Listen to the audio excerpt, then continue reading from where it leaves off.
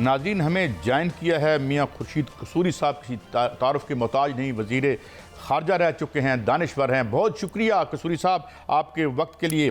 قصوری صاحب، ایک تو میں آغاز کرنا چاہوں گا کہ ہیٹی میں ایک بیان دیا ہے امریکی وزیر خارجہ نے کہ اس نئے الیکشن کے بعد نومبر میں سعودی عرب جو ہے وہ اسرائیل کو تسلیم کر لے گا۔ ویسے تو شاید ٹیسٹلی کیا ہی ہوا ہے یا نہیں کیا ہوا، آپ روشنی ڈالیں گے، لیکن کیا لگ رہا ہے کہ کیا غزہ میں جنگ بندی کی قیمت یا یہ بلیک میل ہوگا، یا اسے آپ کیسے دیکھتے ہیں؟ نہیں دیکھیں، میں نے تو خیر ان کو بیان نہیں پڑھا کہ انہوں نے کیا کر لے گا، کیا ان سے سوال پوچھا گیا تھا کیا نہیں، یہ تو سیاق و سباق اس طرح بدل جاتا ہے۔ لیکن سیدھی سادی بات ہے کہ سعودی عرب کا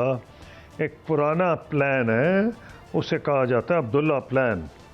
اور اس میں جب کراؤن پرنس عبداللہ ابھی بادشاہ نہیں بنے تھے، ان کا پلان تھا، اسے عام طور پر لینڈ فار پیس بھی کہا جاتا ہے، اور وہ پروگرام یہ تھا کہ اسرائیل اگر وڈرا کرے گا تو عرب لیگ کے مختلف ممبرز اس کو ریکگنائز کر لیں گے۔ یہ اس کے بعد عرب لیگ نے اس کو ایکسیپٹ کر لیا تھا، اور اس کے بعد یہ پلان تھا کہ یہ جب وڈرال ہوگا تو ریکگنیشن ہوگی۔ تو اس لیے ایک تو یہ بات ہے کہ ان کا سعودی عربیہ کے پرانا یہ سٹینڈ ہے، لیکن جو حالات غزہ میں بنے ہیں، میرا نہیں خیال ہے کہ جب تک وہاں کوئی سیٹلمنٹ نہیں ہوتی جس میں یہ جنگ بندی ہو اور 2 اسٹیٹ سیٹلمنٹ کی بات ہو، اس کے بغیر مجھے لگ نہیں رہا کہ سعودی عرب ریکگنائز کرے گا، کیونکہ سعودی عربیہ کے لیے بڑا مشکل ہے۔ کئی عرب ممالک تو کر سکتے ہیں، یو اے ای نے بھی کی ہے، اوروں نے کی ہے، لیکن کیونکہ ان کی خاص پوزیشن ہے مکہ مدینے کی وجہ سے، اور ان کے جو بادشاہ ہیں وہ ان کو خادم الحرمین شریفین اسلامی دنیا میں کہا جاتا ہے، سمجھا جاتا ہے، ان کے لیے مشکل ہوگا۔ اس سے میرا نہیں خیال ہے کہ کس کانٹیکسٹ میں امریکہ کے وزیر خارجہ نے یہ بیان دیا ہے جو آپ کہہ رہے ہیں،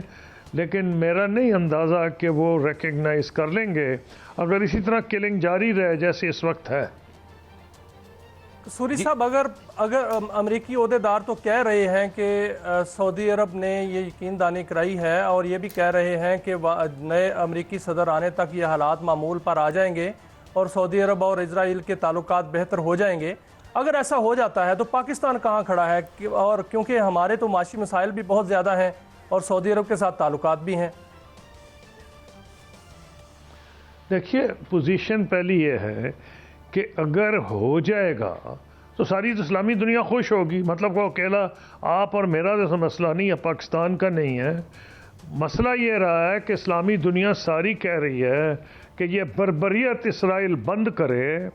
اور یہ ایک لانگ ٹرم سلوشن کی طرف جائیں، تو لانگ ٹرم سلوشن تو یہی ہوگا نا کہ کوئی 2 اسٹیٹ سلوشن کی طرف بات تو نظر آئے نا۔ تو اگر یہ ہوگی تو پھر تو بہت سے ملک ریکگنائز کریں گے، جیسے میں نے کہا ہے عرب لیگ کا یہ ریزولوشن پرانا ہے جو کہ کراؤن پرنس عبداللہ کے اوریجنل سٹینڈ پہ بیسڈ ہے، لینڈ فار پیس۔ کیا یہ ہو جائے گا؟ جس حساب تک اس طرح حالات خراب ہیں، اور جو پرائم منسٹر اسرائیل کے ہیں وہ ان کو یہ لگ رہا ہے کہ یا وہ جیل جائیں گے یا وزیر اعظم رہیں گے، تو سوچتے ہیں کہ جیل میں کیوں جاؤں، انہوں نے جنگ جاری رکھی ہوئی ہے۔ اب کیا اگلا امریکن پریزیڈنٹ جب آئے گا، امید تو یہی کرنی چاہیے، کیونکہ جتنا لمبا ہوگا تو زیادہ تو فلسطینی معصوموں کی جانیں جا رہی ہیں نا۔ اسرائیل کے اگر 4 بندے مرتے ہیں، ان کا 40-50 مر جاتے ہیں، تو اسے ان کے شہید اگر 40 ہوں گے، ان کے 3 سعودی عرب جائیں میں گے۔ تو سر بادشاہت ہے، وہاں جو ڈیسیجن ہوگا وہ تو امپلیمنٹ ہو جائے گا، اور پاکستان میں اگر ایسی صورتحال بنتی ہے تو عوام تو نہیں مانتی، عوام تو کہتی ہے کہ اسرائیل ناجائز ریاست ہے، تو ایسا کوئی پاپولر لیڈر کون ہوگا جو ان عوام کو منا لے گا؟ موجودہ لیڈرشپ جو ہے وہ پاپولر نہیں ہے۔ پہلی بات تو یہ، ہم ابھی پاکستان کی بات نہیں کر رہے، ہم بات کر رہے ہیں سعودی عرب کی۔ آپ نے پوچھا پاکستان اکیلا نہیں کرے گا، یہ دوسرے مسلمان ممالک کے ساتھ مل کے ہی کرے گا، اور بالکل سوال ہی پیدا نہیں کہ اکیلا کرے۔ تو جہاں تک آپ کا یہ کہنا ہے اخبار میں کہ ایک ناجائز کالم چھپایا نا، انہوں نے لکھا ہے کہ بانی پی ٹی آئی جو ہیں وہ موضوع ترین شخص ہیں۔ نہیں وہ لکھا ہوگا، میں آپ کو بتا رہا ہوں جیسے مجھے پاکستان کے پبلک اوپینین کا پتہ ہے، مجھے جو اندازہ ہے وہ یہ ہے کہ جب تک باقی اسلامی دنیا اس کو ایکسیپٹ نہیں کرے گی، اور وہ تبھی کرے گی اگر کوئی نظر آئے کہ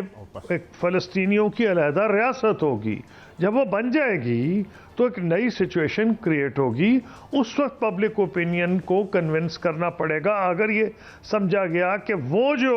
ایگریمنٹ ہوا ہے وہ فیئر ہے، کیا پاکستان اس کے ساتھ رہ سکتا ہے۔ پاکستان کی پوزیشن شروع سے یہ رہی ہے کہ بلکہ جب میں وزیر خارجہ تھا تو ترکی میں پریزیڈنٹ اردوغان نے ان کی وساطت سے ایک میٹنگ ہوئی تھی میری ترکی میں، اور وہاں استنبول میں ہوئی تھی، جہاں ڈپٹی پرائم منسٹر اسرائیل کے آئے تھے، اور ان کا یہ خیال تھا کہ ہم ان کو ریکگنائز کریں گے۔ ہمارا مقصد بڑا کلیئر تھا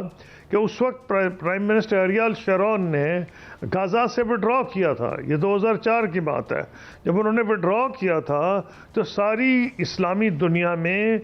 شادیانے بجائے گئے تھے، فلسطینی اتنے خوش تھے کہ 4 دن وہ ہوا میں فائرنگ کرتے رہے۔ اس وقت ہم نے فیصلہ کیا کہ ہمارے اپنے قومی مفادات کا معاملہ بھی تھا کہ ہم چاہ رہے تھے کہ سول نیوکلیئر انرجی ایگریمنٹ امریکہ کے ساتھ ہو جائے۔ امریکہ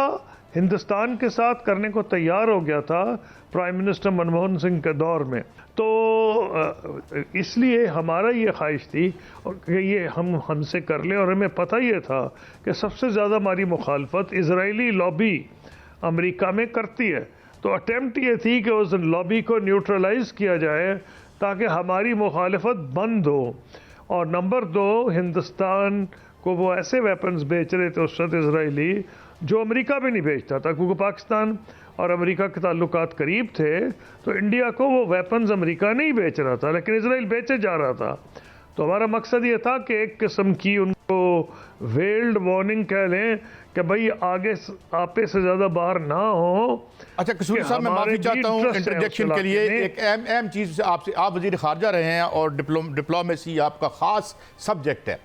میں چاہوں گا ایک بیان آج وزیر خارجہ صاحب کا، جو حالیہ وزیر خارجہ بھی ہیں اور وہ ڈیپٹی پرائم منسٹر بھی ہیں، کیا آپ یہ سمجھتے ہیں کہ یہ ڈومین ان کی ڈیپٹی پرائم منسٹر کے طور پر انہوں نے آج تنقید کی ہے اور آئی ایم ایف کو الیج کیا ہے کہ وہ ہمیں پی ڈی ایم کو ڈیفالٹ کروانا چاہتا ہے، اس پہ آپ کیسے ریئیکٹ کریں گے اس نازک صورتحال میں؟ میں نے یہ تجربے سے دیکھ لیا ہے کہ پاکستان کو جو اس وقت جس نہج پہ ہم پہنچ گئے ہیں وہ اس لیے ہیں کہ کوئی رسپانسبل سیاسی ڈسکشن اس ملک میں پاسبل ہی نہیں۔ اوکے، میں ایک اور ایشو کی طرف آتا ہوں،